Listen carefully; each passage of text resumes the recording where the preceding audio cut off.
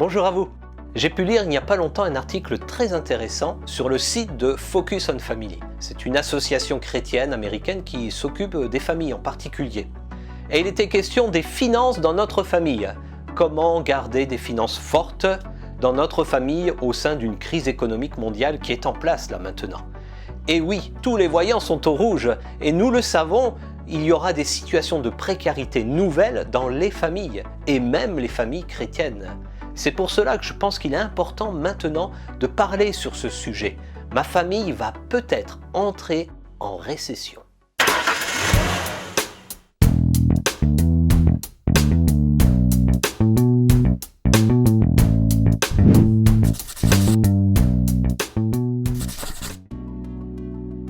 Oui, nous le savons. Nous le savons que la crise économique mondiale va toucher de nombreux foyers. Et probablement que nous allons avoir une baisse de salaire dans les mois qui vont suivre ou une augmentation de prix qui feront que notre pouvoir d'achat va diminuer. Alors c'est le moment de parler finances entre nous à la maison.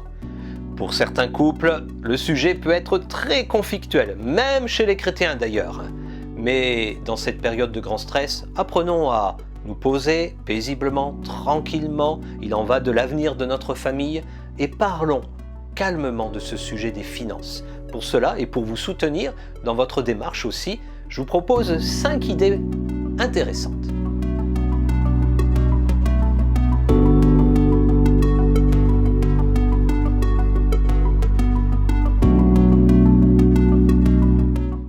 Ne pas oublier en qui nous croyons.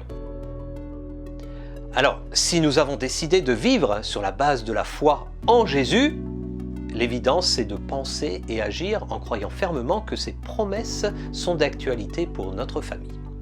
J'aime en particulier cette parole. Aussi, mon Dieu pourvoira pleinement à tous vos besoins. Il le fera selon sa glorieuse richesse qui se manifeste en Jésus-Christ. On retrouve ça dans l'Épître aux Philippiens, chapitre 4, verset 19. Notre relation avec Dieu, elle n'est pas qu'intellectuelle ou mystique, mais elle est pratique, elle est affective, comme celle d'un enfant avec son papa, qui nous rassure et qui nous assure surtout qu'il sait ce qu'il nous faut bien avant que nous ne lui demandions. On trouve ça aussi dans Matthieu chapitre 6, verset 8. Demandez la sagesse d'en haut. Devant les bouleversements soudains et nouveaux que nous subissons actuellement, il y a beaucoup de solutions qui se présentent à nous. Mais aucune ne peut être basée sur l'expérience puisque c'est une nouveauté. Et la seule solution pour finalement nous croyants, c'est de demander la sagesse de Dieu qui nous permet de prendre de bonnes décisions là où on n'a aucun appui d'expérience. Il y a cette parole de l'Épître de Jacques qui dit « Si l'un de vous manque de sagesse, qu'il la demande à Dieu, qu'il la lui donnera, car il donne à tous généreusement et sans faire de reproches. » Il faut cependant qu'il la demande avec foi, sans douter, bien sûr, dans Jacques, chapitre 1er, versets 5 et 6. Alors, cette sagesse, nous dit aussi l'épître de Jacques, elle produit beaucoup de bons fruits, et particulièrement la paix dans notre famille. La question des finances, qui sera abordée avec la sagesse de Dieu, ne pourra jamais engendrer de la dispute ou même du déchirement dans notre famille. Elle ne pourra qu'engendrer une situation paisible. Partager sans juger. Nous allons devoir prendre le temps, dans le couple en particulier, de discuter sur cette question de l'argent. Alors, inutile de pointer du doigt le conjoint ou la conjointe en l'accusant de dépenser l'argent inutilement ou de ne pas savoir gérer le budget de la maison. Cela n'apporte rien de plus. Un temps de partage, ce n'est pas un combat où il y a à la fin un gagnant et un perdant. Ce n'est pas ça du tout, mais c'est plutôt un temps de discussion amicale, plein d'écoute et d'attention vis-à-vis de son prochain. Il doit aboutir sur un terrain de bonne entente, où personne n'a l'impression qu'il y a un gagnant ou un perdant qui en sort. Pour bien partager dans un couple, surtout dans le domaine financier, il faut partir du principe que l'autre a autant raison que moi. Établir un budget familial basé sur des besoins essentiels et des faits réels. Alors, grande question, combien je gagne par mois? Et combien je dépense par mois? C'est le moment de faire ce type de tableau, entrée-sortie, recettes, dépenses. de pouvoir estimer peut-être qu'il y aura une baisse au niveau des rentrées et une hausse au niveau des dépenses. L'anticiper, bien sûr.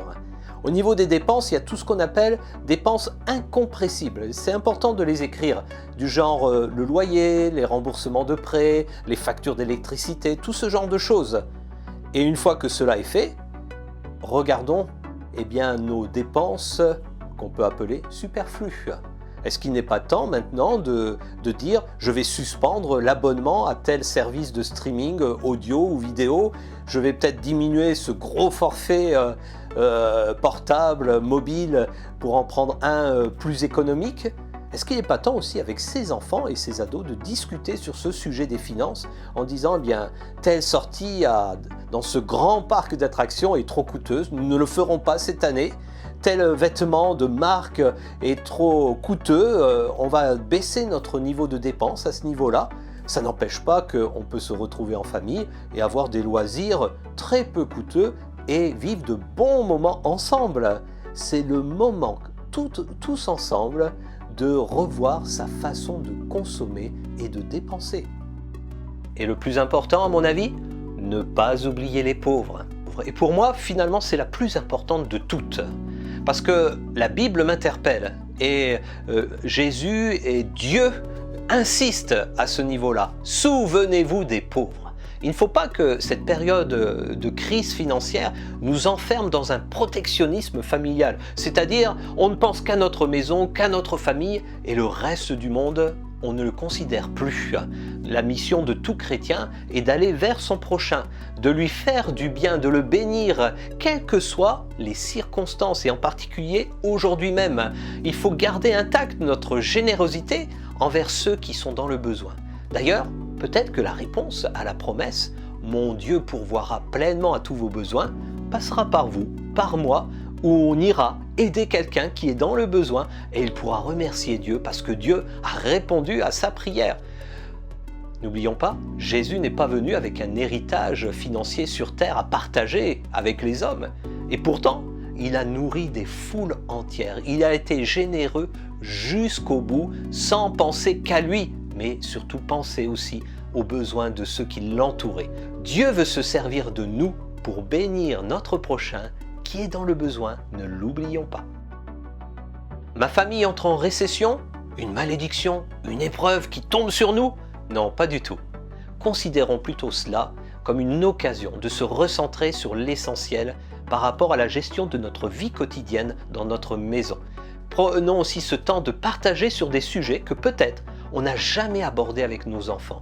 Lorsqu'il est parlé d'achat, de dépenses, d'argent, il est bien de prendre du temps avec nos enfants pour leur apprendre des vraies valeurs à ce sujet. C'est aussi l'occasion de démontrer à notre entourage qu'on n'est pas esclave de ce qui se passe. Mais malgré tout cela, on est capable de générosité et de bénédiction pour ceux qui nous entourent. Alors soyons cette famille qui, malgré la précarité financière, sera toujours aussi riche pour donner autour d'elle.